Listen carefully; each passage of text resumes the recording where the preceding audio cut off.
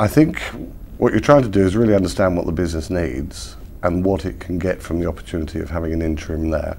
So in most cases, you will be an interim HR director, so you'll be doing what an HR director does, but there'll be another agenda, which will be to look at the team, to look at the strategy, and to actually upgrade it whilst you're there, so you actually leave a much better place than you've started. Obviously, it's a conscious decision to stay as an interim manager rather than go into a full-time position. Why do you do that?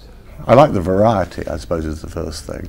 And then after 20 plus years, I guess I like the challenge, because you're not going to go into any interim role where you're not needed, where there's not a job to do, and not, to my experience, not an opportunity to contribute considerably.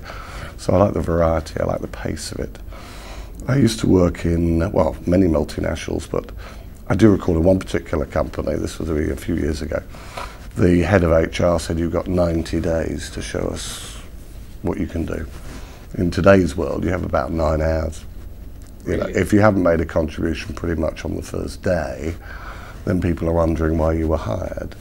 And that's, so the pace of life, the challenge is very stimulating. You've got to learn about the sector, you've got to learn about the business, you've got to learn about the people, and you've got to hit the ground running. And does that come with it? Does a reputation almost follow you if you go into a company as an interim?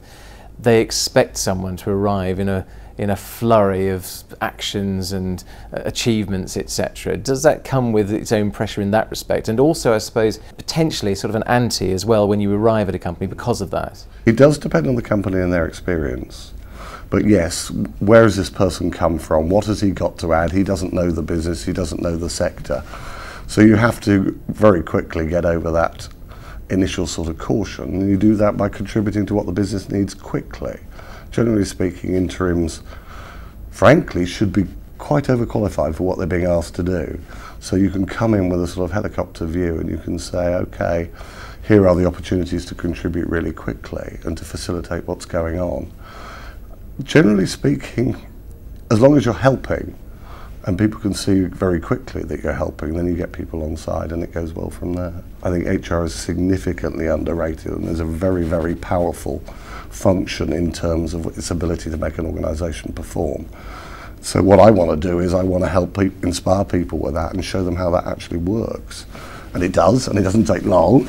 So I get a lot of pleasure from just sort of opening people's eyes to that and making some things happen. And then yes, 6 months, 9 months, a year, I'm bored and I want to do something different. So still no plans to go full-time? No, because, no, I've done that a few times. You know, I spent, I spent 15 years full-time, maybe a bit more. I just enjoy the variety now.